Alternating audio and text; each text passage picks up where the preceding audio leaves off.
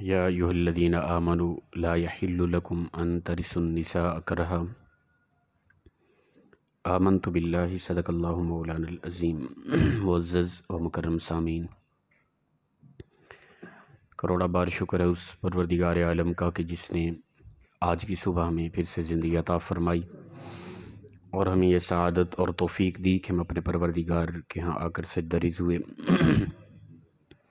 اللہ تعالیٰ ارشاد فرماتا ہے، یا ایھا الذین آمنوا، اے ایمان والو، لا یحل لکم ان ترثوا النساء کرہا، نہیں ہے حلال تم پر کہ تم وارث بن بیٹھو عورتوں کے مال کے زبردستی، تم پر یہ حلال نہیں ہے۔ عورت، ایسا مال جو عورت کی ملکیت میں ہے وہ اس میں خود مختار ہے، وہ بہتر انداز میں جہاں چاہے وہ استعمال کر سکتی ہے۔ دراصل زمانہ جاہلیت کے اندر قبل از اسلام عورت ذات کو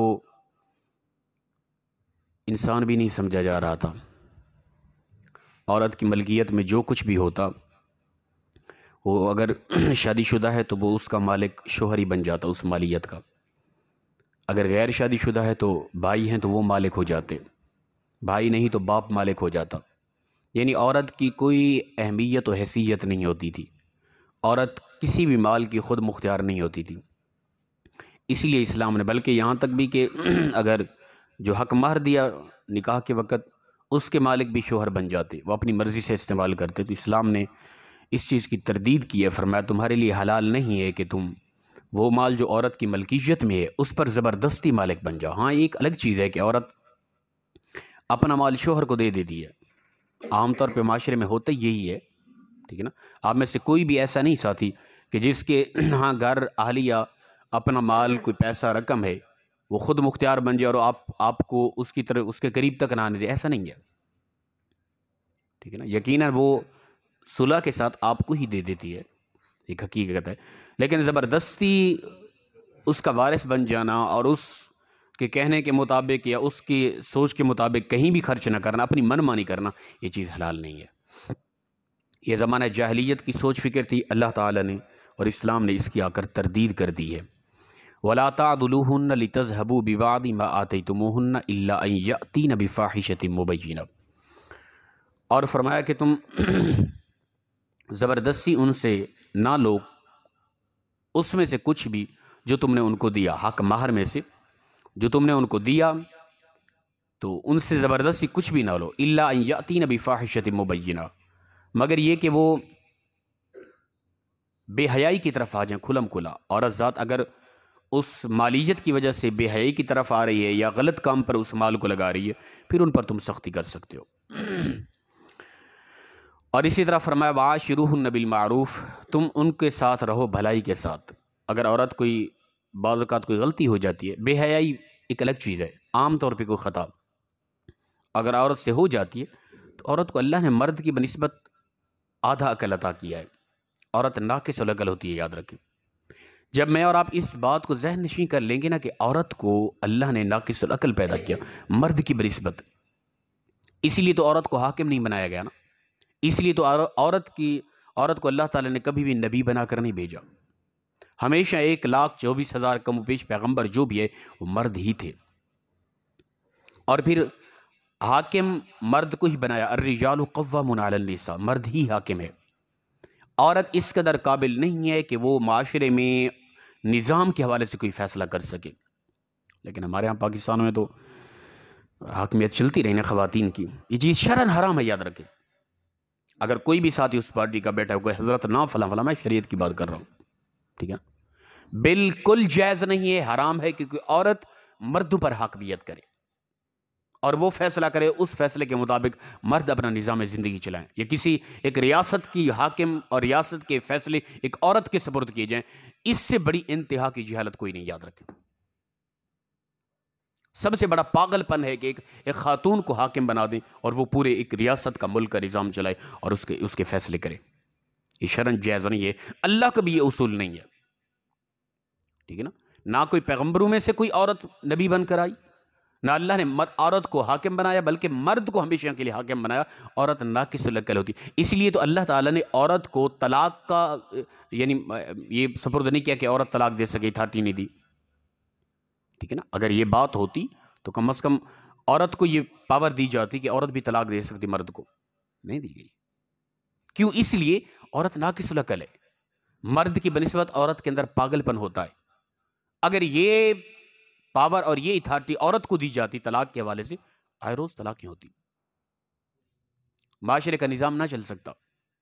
تو رب تعالی نے عورت کو ناقص العقل بنایا اور عورت کو محکوم بنایا، مرد کو حاکم بنایا. تو لہٰذا شرعی حوالے سے عورت بالکل حاکم نہیں بن سکتی کسی بھی حوالے سے. اب ایک الگ چیز ہے، مشورے کے طور پہ اپنی میسز سے ہر بات کریں، گھر کے نظام کا مشورہ مکمل طور پہ، لیکن یہ نہیں کہ اسی کے کہنے کے مطابق ہی سارا نظام چلیں، یہ بھی غلط ہے. فیصلہ خود کریں جو بھی کرنا ہے، اور اس کا مشورہ ضرور لیں. اب شریعت کہتی ہے کہ اولاد کے لیے حق ہے کہ اولاد پیار محبت زیادہ ادب احترام ماں کو دے، لیکن حکم باپ کا مانے گی اولاد. ماں اور باپ دونوں بات کریں مختلف بات، ماں کہتی نہیں یہ کرنا ہے، باپ کہتے یہ کرنا ہے. اسلام کہتا ہے باپ کی ماننی ہے، اس لیے کہ باپ مرد ہے، حاکم ہے، فیصلہ اس کا بہتر ہے. ماں کی بات کو نہیں مانا جائے گا، باپ کی بات کو فیصلہ باپ کا مانا جائے گا، ماں کا نہیں. لیکن ادب و احترام، عزت و وقار اور پیار محبت کی زیادہ حقدار ماں ہے. تو زمانہ جاہلیت کے اندر ایک طریقہ تھا کہ وہ لوگ عورت ذات کو، بلکہ ایسا دور بھی گزرا کہ عورت کو انسان بھی نہیں سمجھا جاتا تھا، صرف مرد کے استعمال کے طور پر اس دور میں عورت کو اپنا رکھا جاتا تھا. لیکن یہ غلط تھا. اسلام نے اس کی تردید کی ہے. عورت کا ایک مقام و مرتبہ ہے. عورت بیٹی کی شکل میں ہے تو رحمت ہے، عورت ماں کی شکل میں ہے تو اس کے قدموں کے نیچے مرد کے لیے جنت ہے. ٹھیک ہے نا. تو عورت اگر اپنا بیوی ہے تو بھی ایک خاص اللہ تعالیٰ کی طرف سے ایک نعمت ہے، اور وہی بیوی ایک جنت میں جانے کا سبب بنتی ہے انسان کے لیے. عورت کا ایک مقام و مرتبہ ایک حوالے سے، لیکن مرد کی بنسبت عورت ناقص العقل ہے. فیصلے کے حوالے سے، معاشرے کے اندر نظام چلانے کے حوالے سے سب کچھ وہ مرد کے سپرد ہے، عورت کے سپرد نہیں ہے. فرمایا کوئی بھی خطا ہو جائے تو عاشروہن بالمعروف، بھلائی کے ساتھ اس کے ساتھ رہنے کی کوشش کرو. فَإِن كَرِهْتُمُوهُنَّ فَعَسَىٰ أَن تَكْرَهُوا شَيْئًا، پس اگر فرمایا کہ تمہیں وہ ناپسند ہے، پس یقیناً کچھ چیزیں اس کی ناپسند بھی ہیں تمہیں، تو وَيَجْعَلُ اللَّهُ فِيهِ خَيْرًا كَثِيرًا، اللہ نے بہت کچھ اس کے اندر بھلائی کی چیزیں تو رکھ دی ہے نا. اگر اپنی بیوی کی کچھ چیزیں ناپسند ہیں، اس کا کچھ انداز جو شریعت غلط نہیں کہتی، بس مجھے ناپسند ہے، مجھے غلط محسوس ہوتا ہے، تو میں ان چیزوں کی طرف نہ دیکھوں بلکہ ان کی طرف دیکھوں جو ان کی چیزیں مجھے پسند ہے، ان کا انداز جو مجھے پسند ہے اس کی طرف دیکھوں. یہ اللہ تعالیٰ فرما رہا ہے. اور حضور کی حدیث پاک ہے، فرمایا جب بھی تمہیں اپنی بیوی کا کوئی انداز اچھا نہ لگے اس کی طرف نظر نہ کیا کرو، بلکہ وہ دیکھا کرو جو تمہیں اچھا لگتا ہے، تاکہ تمہارے دلوں کے اندر محبت بڑھے. وَإِنْ أَرَدْتُمُ اسْتِبْدَالَ زَوْجٍ مَكَانَ زَوْجٍ وَآتَيْتُمْ إِحْدَاهُنَّ قِنْطَارًا، اور فرمایا اگر تم ارادہ کرو اس بیوی کی جگہ دوسری بیوی کو لے کر آنا، دوسرا نکاح کرنا چاہتے ہو، تو تم نے جو کچھ بھی ان میں سے کسی ایک کو عطا کر رکھا ہے، خزانہ دولت، تو فَلَا تَأْخُذُوا مِنْهُ شَيْئًا، اس میں سے کچھ بھی واپس نہیں لے سکتے. حق مہر کے طور پہ دیا یا ہدیے کے تحفے کے طور پہ تم نے اپنی بیوی کو دے رکھا ہے، کچھ بھی اس سے واپس نہیں لے سکتے تم. أَتَأْخُذُونَهُ بُهْتَانًا وَإِثْمًا مُبِينًا، فرمایا کہ کیا تم اس سے لوگے بہتان لگا کر. ٹھیک ہے نا. اکثر اوقات ہوتا ہے نا کہ طلاق دی جائے یا دوسری شادی کی جائے تو قصور محض عورت کا ہی ہوتا ہے سارا، یہ معاملات ہے اس لیے میں نے دوسری شادی کر لی، اس کو طلاق دے دی. اللہ تعالیٰ فرماتا ہے بہتان لگا کر، اتنا بڑا گناہ کر کے ان سے مال جو دیا ہے واپس نہیں لے سکتے تم، جو بھی کہتے رہو ان کے متعلق. وہ مالیت، اس مالیت کی مالک وہ عورت ہی ہے، اس سے واپس نہیں لے سکتے تم. ہمارے یہاں یہ بھی ہوتا ہے کہ اگر دوسری شادی کر لی، پہلی شادی سے جتنے بھی بچے ہیں بڑی خوشگوار زندگی تھی، سکون تھا، دوسری شادی ہو گئی، اب وہ بیچاری ذلیل و رسوا ہو گئی. اب کوشش کرنی ہے کہ اس کو اپنی عزت ہی نہیں سمجھنا، اس کو اور زیادہ ذلیل و رسوا کرنا ہے معاشرے کے اندر. اخراجات کے حوالے سے جو ہوتا ہے وہ ہمارے سامنے ہے. تو خدا را اگر ہم عدل و انصاف نہیں کر سکتے تو یاد رکھیں کہ دوسری شادی تیسری شادی کی اجازت ہے، حکم نہیں کہ کرو تم، حکم نہیں ہے، اجازت ہے. ٹھیک ہے نا. اور وہ بھی تب اجازت ہے کہ جب تم بالکل عدل و انصاف کے ساتھ ان کے درمیان رہ سکتے ہو، انصاف کر سکتے ہو مکمل طور پہ. لیکن ہمارے یہاں یہ چیز نہیں ہوتی. دوسری شادی ہوگی، پہلی بیوی کیا انسان کی بچی نہیں ہے پھر. اور یہ بڑی پکڑ ہوگی، یاد رکھیں. اس حوالے سے بڑا پوچھا جائے گا قیامت کے دن. سب سے پہلے حقوق العباد کے حوالے سے سب سے پہلے بیوی کا حق پوچھا جائے گا مرد سے. یہ ذہن نشین کر لیں. اور فرمایا کہ وَكَيْفَ تَأْخُذُونَهُ وَقَدْ أَفْضَىٰ بَعْضُكُمْ إِلَىٰ بَعْضٍ. کیسے تم ان سے لے سکتے ہو جبکہ تم ایک دوسرے سے فائدہ حاصل کر چکے ہو. ملاپ تمہارا ہو چکا ہے، جو تم حق مہر دے چکے ہو یا تم ہدیے تحفے کے طور پہ کچھ دے چکے ہو، اس سے تم کیسے لے سکتے ہو واپس؟ وہ تمہارے لیے جائز نہیں، حلال نہیں ہے. قطعاً تم ان سے واپس کوئی چیز نہیں لے سکتے. اور فرمایا کہ تمہارا باز سے بالکل نہ لے.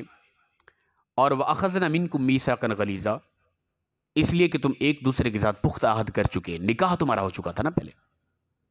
نکاح ایک پختہ عہد ہوتا ہے. نکاح ہو چکا، نکاح کے دوران جو حق مہر دیا اور جو تم تحفے اور ہدیے دے چکے، ان میں سے کچھ بھی تم واپس نہیں لے سکتے. چاہے جتنا بڑا جھگڑا ہو جائے، طلاق ہو جائے، دوسری شادی کر لو، وہ مال اس کے ملکیت میں ہے، وہ تمہارے لیے حلال نہیں ہے کسی حوالے سے بھی.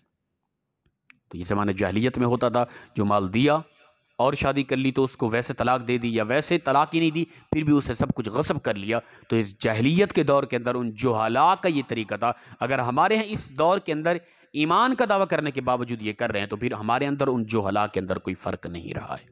اللہ پاک مخلصانہ انداز میں ہم سب کو اسلام کی سمجھ عطا فرمائے. وآخر دعوانا الحمدللہ رب العالمین.